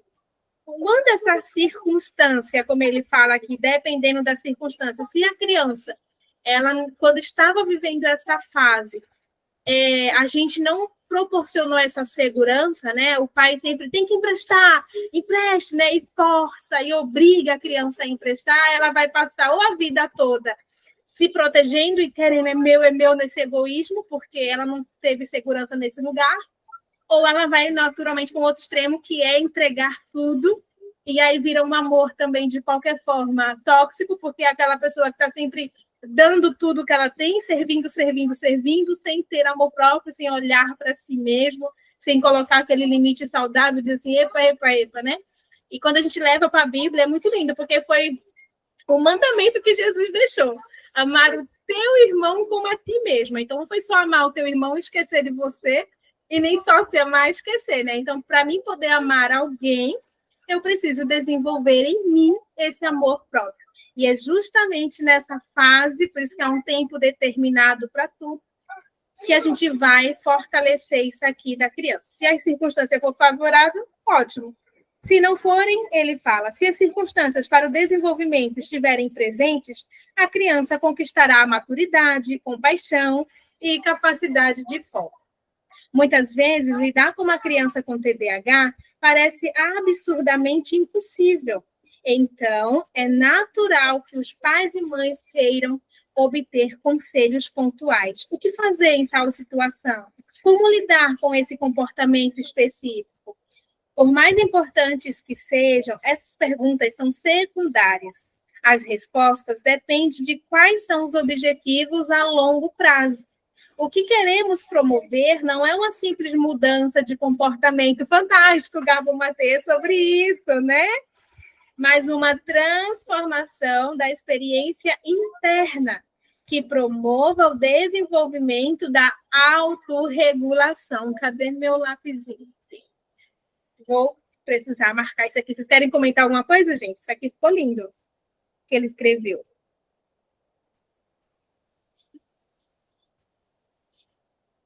E aí, enquanto a gente vê muitos profissionais focados no comportamento, né? Como tem muitas terapias ali, a gente pega uma criança, por exemplo, atípica, e foca no comportamento, no adestramento, no treinamento disso. Qual é o objetivo a longo prazo? Não seria que ele desenvolvesse algo mais interno? Então, o foco não tem que estar no comportamento. O comportamento é uma comunicação, é um sintoma de como eu estou me sentindo por dentro. Isso acontece com todo mundo, até com a criança neuroatípica, que está em situação ali vulnerável no sentimento, no sentido, expressar para o mundo, né, da forma como ela traz. E quando a gente olha para essa criança que está comunicando, seu foco no comportamento, né, feito muitas terapias, olhe para mim, porque a criança não olha. Por que ela não está olhando para mim?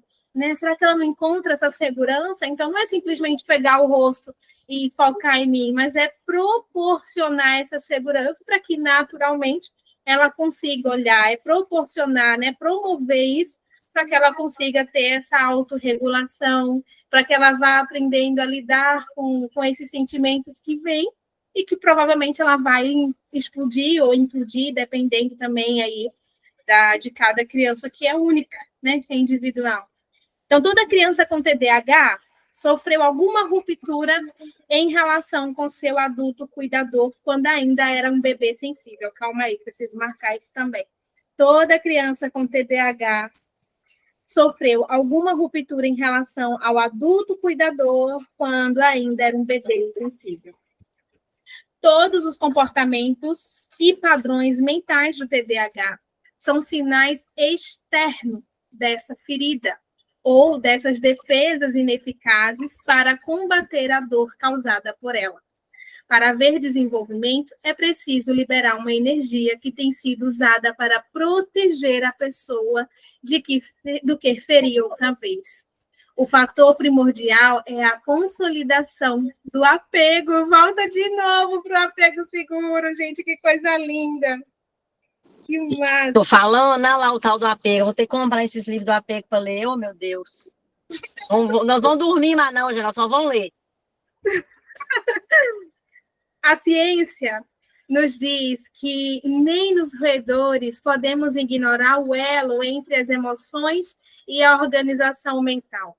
Em seu laboratório em Berkeley, a doutora Marian Cleves Diamond contestou que ratos tratados com carinho e cuidado apresentam melhoras na capacidade de resolução de problemas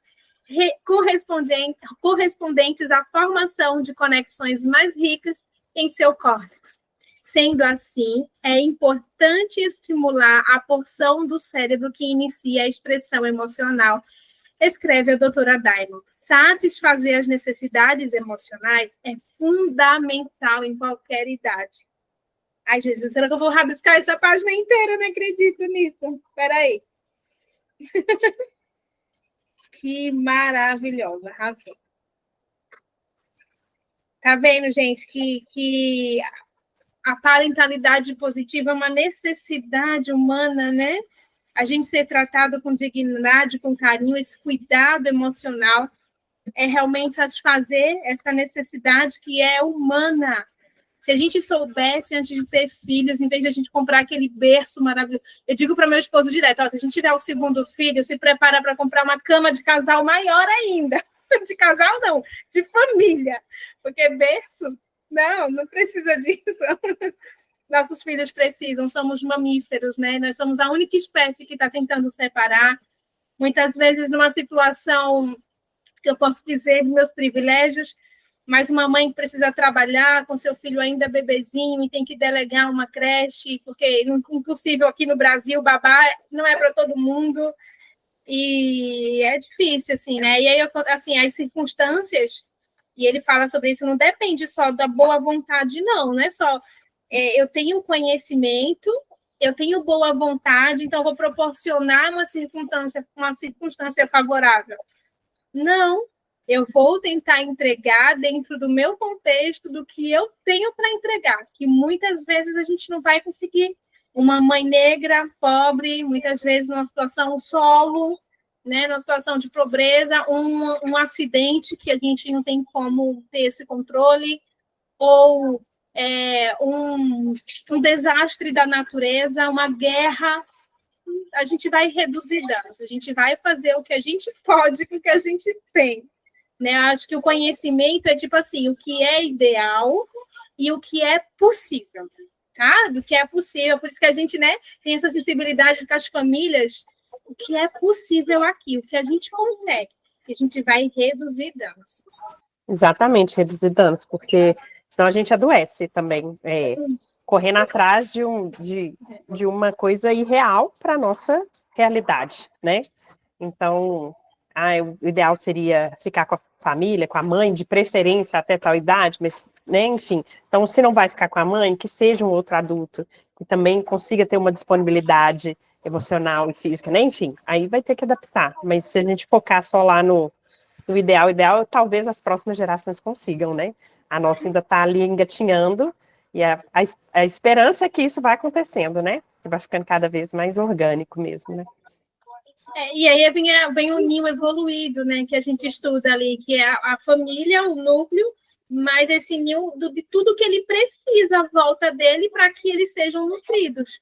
Então, assim, para mim foi uma das aulas mais lindas do congresso que a Maia traz ali sobre antropologia, porque somos isso, somos esse ninho evoluído, por isso que a informação tem que chegar nas escolas, tem que chegar, né, na área da medicina, por exemplo, né, para que a gente possa, cada um ali, a sociedade inteira é responsável. Não é uma mãe, nós somos responsáveis por uma criança. É como a Flávia fala assim, é muito fácil você amar seu filho, mas no mundo ideal nós amaríamos todas as crianças da mesma forma. No cérebro humano, os circuitos do raciocínio e da emoção estão intimamente ligados, motivo pelo qual relações conturbadas levam diretamente a dificuldade de processamento cerebral. Essa não é a única causa do pensamento desorganizado. É, de longe, a mais comum. Tornar as relações mais saudáveis promovem a organização mental. Novas formas de processar emoções precisam de novos circuitos neurais. E a criação de novos circuitos exige novas experiências num ambiente emocionalmente favorável. A relação com os pais é a terra, a chuva, o sol e a sombra nos quais o desenvolvimento mental da criança deve florescer. Antes e acima de qualquer coisa, é no contexto familiar que a criança tem experiências transformadoras que nutrem o crescimento.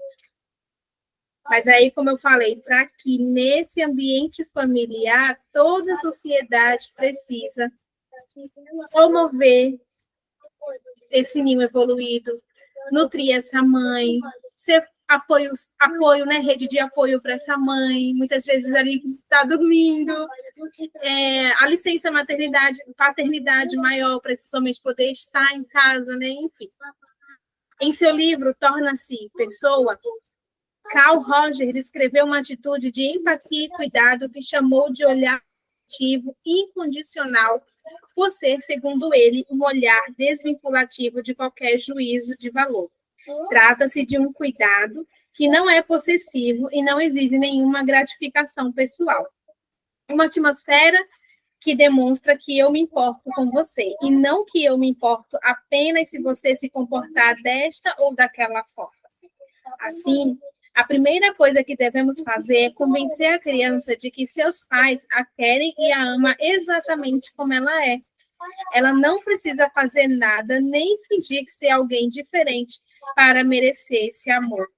Na verdade, ela não pode fazer nada, porque esse amor não tem como ser conquistado nem perdido. Ele não é condicional. E a gente acaba comunicando isso, né? Quando, por exemplo, quando você erra, eu te bato, quando você coisa, eu te puno. Então, assim, só me ama como eu sou bonzinho, né? Quando eu não sou, e aí gera um amor condicional. Amar incondicionalmente é independente. Eu falo sempre pro meu filho, independente de quem você é, ou quem você venha se tornar, ou o que você faça, eu te amo. Aí ele fala assim, até quando eu faço besteirinha, mamãe? Eu falo, filho? Até quando você faz besteirinha, eu te amo. É aquilo, né, que a gente escuta, né, e eu tenho essa frase muito assim comigo do amor incondicional, né, assim, para mim é muito próximo ao amor de Deus, assim, sabe? E eu penso assim, a gente tem que descansar nesse amor, né? A gente não precisa lutar por ele, a gente não precisa se esforçar para ele, né? Ele é o lugar de descanso, de entrega, de poder ser, né? Então eu falo isso muito para o meu filho, assim, você não precisa fazer nada para eu te amar, eu te amo e pronto, assim, não está condicionado a fazer, deixar de fazer. Aí eu falo, a gente sempre precisa melhorar, né, filha? A gente está aqui para isso, a gente veio para essa vida para melhorar.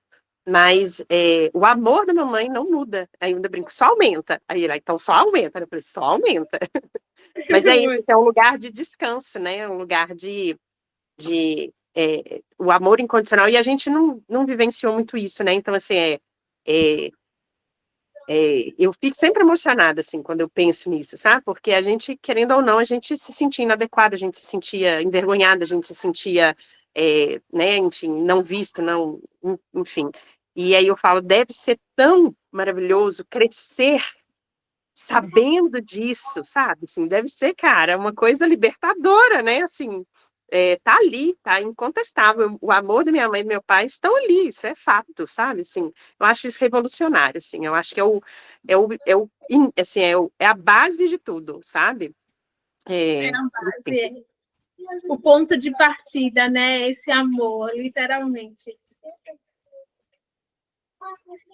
Ele independe por completo do comportamento da criança. Ele existe independente da natureza boa ou ruim de um comportamento.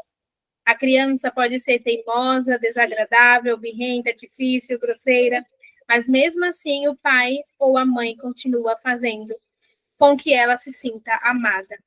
É preciso encontrar maneiras de comunicar à criança que determinados comportamentos são inaceitáveis, sem fazer com que ela se sinta rejeitada. Deixa eu marcar isso aqui. E aí tem uma palavra aí que ele falou que é o pulo do gato, né? Que essa criança se sinta amada incondicionalmente. É diferente da gente amar incondicionalmente. Ela precisa sentir-se amada incondicionalmente, né? Então, assim, a gente achar a forma de comunicar isso a ela, né? Assim, a forma como ela se sente amada incondicionalmente, né? Porque eu acredito que meus pais me amam, independente da... Porém, o que me comunicavam na forma, né, quando me corrigiam, quando me chamavam atenção, enfim, não era assim que eu sentia, né? Então, assim, é isso, assim, a gente sabe do nosso amor, mas a gente tem que entender como traduzir isso para a criança de uma forma em que ela sinta o amor incondicional, né? Tem até uma frase, né? Tem até uma frase que diz assim: não basta amar seus filhos, eles precisam se sentir amados por você. Exato. E realmente, assim, eu não duvido. A gente olha e fala assim: o pai ama, todo pai ama o filho, e ele pode até dizer: não, eu dou a minha vida pelo meu filho, né? Mas é sobre isso, é sobre ele se sentir, é sobre você comunicar isso. Uhum. E não é sobre morrer pelo seu filho, mas é sobre viver para ele, é sobre buscar a cura, a restauração, né, a compreensão, para realmente entregar isso. É forte mesmo isso aqui. Ela deve, olha aí, você falou, tá aqui escrito, tá? Garbo Mateus. Ela deve sentir que podem mostrar aos pais sua inquietação, seu lado menos amável, porque somos isso, né? Somos humanos, e é um filhote nosso, sem temer que isso ameace a relação. Só assim, a segurança absoluta se estabelece e abre caminho para o crescimento emocional. Incrível, perfeito. Esse aqui também, esse aqui é importante. E aí, quando eu vou fazer um estudo, eu já abro assim, já sei onde está. Pais e mães precisam sempre se perguntar se o objetivo mais importante é o resultado imediato ou o desenvolvimento a longo prazo. As duas coisas costumam ser antagônicas e optar por uma, pelo menos momentaneamente, significa abrir mão da outra.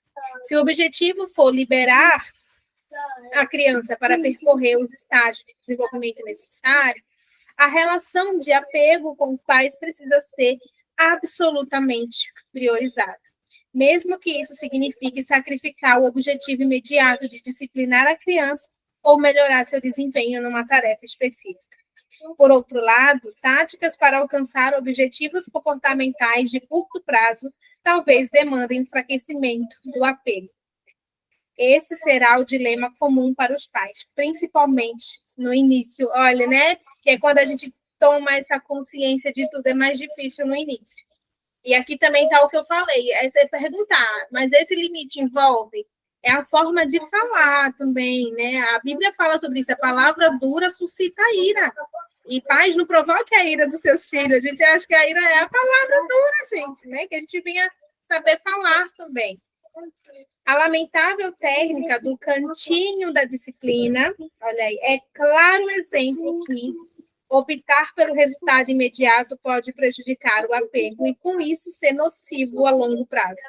No cantinho da disciplina, a criança pequena fica de castigo em seu quarto ou em algum lugar, banida do contato com o cuidador durante certo tempo, para pensar no que fez e supostamente aprender a diferença entre bom e mau comportamento. Só que não é isso que ela aprende. o cantinho da disciplina usa como artifício o pior pesadelo de uma criança pequena: ser isolada do pai ou da mãe. Seja qual for o objetivo parental, a mensagem que a criança recebe é: se eu não fizer o que estou mandando, se me desagradar, vou cortar relação com você. Só quero você perto de mim se for seguindo minhas regras. O cantinho da disciplina pode cumprir seu objetivo imediato, congelamento, que a gente viu lá no capítulo anterior, né? Porque, agora ele me obedeceu. Claro, você pôs em risco sobrevivência, em especial com uma criança já fragilizada. Olha, foi o que aconteceu comigo, né? Quando eu conto a minha história. E, portanto, inclinada a agradar os pais. Isso, porém, aumenta a ansiedade da criança e, no fundo, também sua raiva. A ansiedade diminui sua capacidade de desenvolver a autorregulação. E há também o perigo de que, em algum momento, quando não for mais tão dependente dos pais, na adolescência, por exemplo, esse filho ou filha se torne mais distante. Esse método só deveria ser usado pelo adulto que se sente à beira do descontrole e sabe que precisa se recompor antes de retomar a interação com a criança. Nesse caso, a criança não seria acusada nem ameaçada de nada. Esse conflito entre objetivos de curto e longo prazo pode ser exemplificado pela criança com TDAH, que demora a se levantar da cama e se aprontar pela manhã. O pai a acorda religiosamente às 7h30 para que possa se arrumar com calma antes de ir para a escola. Depois de muita insistência, a criança finalmente sai da cama e se veste para tomar o café. Come devagar, brincando com a comida. No banheiro, em vez de lavar o rosto e as mãos, se distrai com um cortador de unha. Reaparece 10 minutos depois com as unhas cortadas de qualquer jeito, os cabelos despenteados, a boca ainda suja de geleia, está descalça, precisa procurar a mochila, que não sabe aonde largou na noite anterior.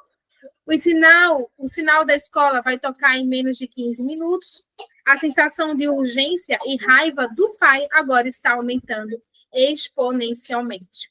Quanto mais seu tom se torna ríspido, menos cooperativa fica a criança. Eu estou atendendo um caso assim. Eu estou com uma família que está vivendo bem essa fase aqui. O pai acaba, então, berrando para ela se arrumar logo, senão vai ver só. O semblante da criança se fecha. Ela calça o tênis às pressas e sai de casa sem dizer nada. No trajeto até a escola, o clima é de enterro. Quando o pai se aproxima para dar um beijo de despedida, a criança se retrai. No dia seguinte, começa tudo de novo. Esse pai conseguiu, às duras penas, alcançar o objetivo imediato de fazer a criança chegar à escola a tempo. Mas a que custo? Ao custo de mais uma ferida de segurança em sua filha. A criança com TDAH não é capaz de entender o que motivou o rompante do pai, pelo menos não naquele momento. Para começar, sua compreensão de si própria é comprometida, tanto devido à idade quanto ao atraso de desenvolvimento que a impede de ver o mundo do ponto de vista de outra pessoa. Seu sistema de alarme psicológico registra apenas a mudança brusca no rosto e no tom do seu pai, no tom de voz do seu pai. A transformação de apoio com hostilidade assente a ameaça de um castigo injusto. Ela está consumida demais pelo medo ou pela raiva para pensar em algum comportamento que possa ser contribuído por essa tensão. Isso prejudica o apego seguro e, consequentemente, o objetivo de longo prazo, que é o desenvolvimento. Como pai, eu já me vi muitas vezes nessa situação. Já senti a impotência de estar entre um prazo inflexível e a letargia de um filho. Nessas horas, minha vontade é gritar, assumir fisicamente as rédeas da situação sem levar em conta os sentimentos e as reações emocionais da criança. Já cheguei a ameaçar meus filhos dizendo que os levaria à escola de pijama ou descalço se for preciso. Eles chegaram na escola a tempo, porém amedrontados, zangados e constrangidos. Valeu a pena? Agora, vamos imaginar um cenário ligeiramente diferente. O pai decide que chegar à escola no horário não é uma questão de vida ou morte. Então, é o que eu falei. Uma criança que chega cronicamente atrasada na escola vai acabar tendo que lidar com as consequências disso em algum momento. Então, a lição não precisa ser aprendida nessa manhã específica. Desprovido da sensação de urgência, o pai não vê mais a situação como uma disputa de poder a ser vencida a qualquer custo. Livre da frustração, ele consegue ser empático com a filha. Nessa mudança de atitude, decorre automaticamente uma mudança de tática. Com uma firmeza gentil, o pai lembra a filha que o tempo está passando, mas sem se deixar dominar pela raiva. Afinal, isso é um problema da criança. Não há motivo para se zangar, já que o resultado de curto prazo deixou de ser prioridade. O amor não é mais obliterado pela frustração. A relação de apego é mais importante que a chateação momentânea. Uma criança livre de ansiedade quanto a seu relacionamento com os pais pode ir aos poucos adotando outras prioridades, como chegar à escola no horário certo, ou seja, quando ele sai desse controle, né, e fortalece a relação, ele consegue alcançar o objetivo dele lá, que ele estava tentando à força. Ela se sente aceita mesmo com suas falhas. A relação de apego é mantida, abrindo mais espaço para o desenvolvimento. Com o tempo, a questão da pontualidade se resolve. O mundo ensinará à criança as lições necessárias se ela for conduzida ao aprendizado. O que os pais estão lhe ensinando é que seu bem-estar e sua segurança são mais importantes para eles do que objetivos comportamentais. E que conflitos entre pessoas não precisam terminar em afastamento emocional. Com isso, os pais também demonstram confiar na criança, acreditar que ela é capaz de lidar com os próprios problemas, que aí é uma consequência, né? Acaba não sendo assim nos começos, depois ela vai sentir, tem a segurança que eu preciso, então isso já não define, não compromete né, a minha relação, e aí eu consigo aquilo, né? Eu consigo me desenvolver melhor e cumprir melhor o horário. E esses atrasos não vão durar para sempre, ele afirma, né? Pode ser que durem semanas ou meses, mas uma vez que a relação de apego se fixa num valor fundamental, a criança se torna mais cooperativa numa velocidade assombrosa. Eu percebo, Keline, que assim, quando a gente guia com esse olhar, né, assim, de uma habilidade para a vida, né, o intuito não tudo bem, o pai quer que a criança não se atrase, mas assim, isso é mais importante do que a habilidade para a vida que eu vou ensinar dessa criança de se organizar a tempo de chegar nos lugares, né, então, dela saber que o apego não está em risco por conta disso, né? Coisas que ela vai levar para a vida, né? Assim, quando a criança percebe que o nosso olhar é aí, ela desarma, sabe? Assim, a sensação que eu tenho é que a gente às vezes fica num olhar muito de escassez, né? Por exemplo, assim, filho tem que pôr o cinto, porque senão o guarda tá ali, e se o guarda chegar, ele vai brigar com a gente, a mamãe vai ser presa, não sei o que, taranã. O filho, vamos pôr o cinto, porque você é muito importante para a mamãe precisa cuidar da sua segurança, então a gente só vai sair, só vou ligar o carro quando tiver todo mundo em segurança, porque pra gente, a nossa família, é muito importante, eu preciso cuidar de você e tal. A gente sair desse lugar de escassez para um lugar de abundância, sabe? E aí a criança se permite ser guiada nesse lugar, sabe? Assim, eu sinto que, por exemplo, meu filho explora muito, ele sobe em muito lugar. E eu deixo, assim, ele é uma criança muito do movimento. Eu deixo e tal, às vezes falo, filho, atenção, filho, né? Observa aí o que você está fazendo e tal. O dia que eu falo, filho, aí não. Ele nem fica, mas eu quero, porque ele já percebeu, a minha mãe deixa. Quando ela fala esse não, tem um motivo. E muitas vezes eu precisei falar, filho, quando ele falava menorzinho, né? Agora ele tem 7. Mas eu explicava, mamãe não pode deixar, filho, aí é arriscado. Mamãe não vai arriscar sua segurança, né? E tal, taranã. Esse outro aqui a gente pode. Esse aqui você pode fazer tranquilo, brincar do jeito que você quiser, com segurança. Esse pode. Eles vão entendendo esse olhar do cuidado, não esse lugar do limite. sabe? É o lugar da segurança. Eu estou cuidando de você porque você é importante, né? E não pode porque eu já disse que não e eu mando, né? É diferente. E aí eles se deixam guiar com mais facilidade, então eles cooperam mais, sabe? Assim, mas isso é uma construção. Lógico que no início foi, né, mais difícil, mas hoje ele entende o não. Até quando eu falo, filho, não, às vezes eu nem preciso explicar tanto. Ele já entendeu esse lugar, assim, é um cuidado. Provavelmente é um cuidado que a minha mãe está tendo, né? Então, é diferente, eles cooperam. Então, quando esse pai desarma da pressa, pro cuidado da relação, é capaz da criança ir mais rápido do que fosse, né, o contrário. Ele vai atingir o objetivo dele, fortalecendo a relação, né? E não enfraquecendo, né, a conexão deles, né? É verdade. Eu tenho muito isso comigo, né? Eu tinha e tenho, porque a gente teve acesso quando o bebê ainda pequenininho, né? Mas eu também, assim, o Janjão pequenininho, eu sempre direcionava, estava presente. Quando eu falava não, que ele falou, né? A criança era tipo assim, uau, minha mãe quase não usa essa palavra.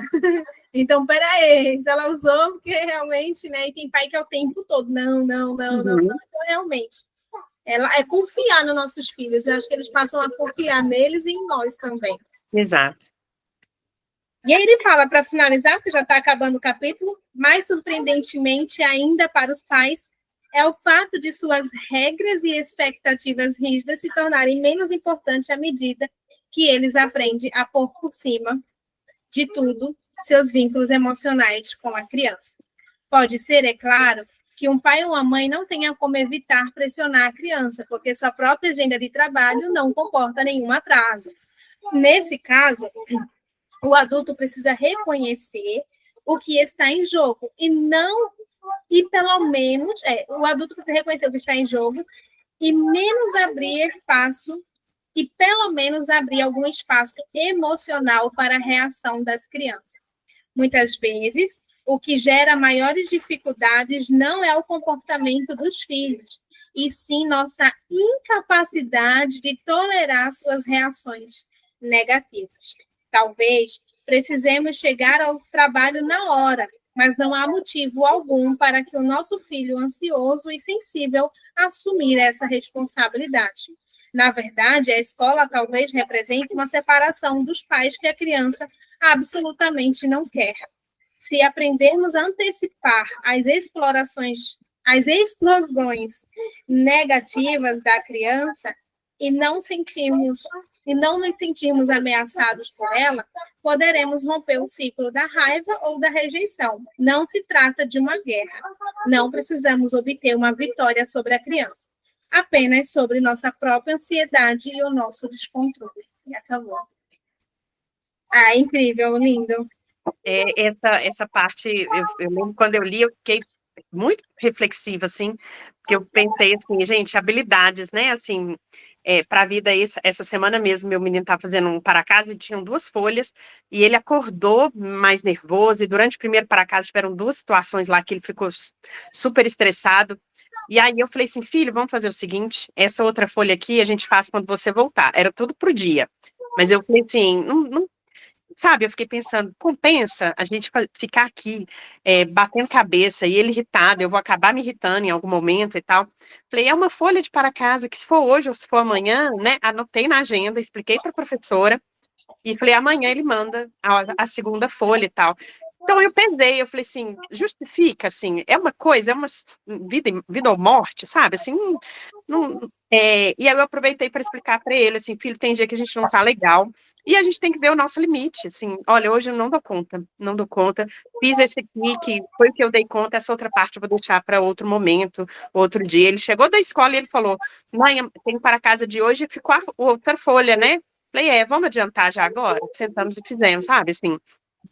Então, às vezes, a gente pode dar o passinho atrás, né? Assim, pensando nessa habilidade que a gente quer ensinar, mais do que esse resultado, né? Agora, por exemplo, é um horário de trabalho, o pai não pode se atrasar, a mãe não pode se atrasar, eu entendo.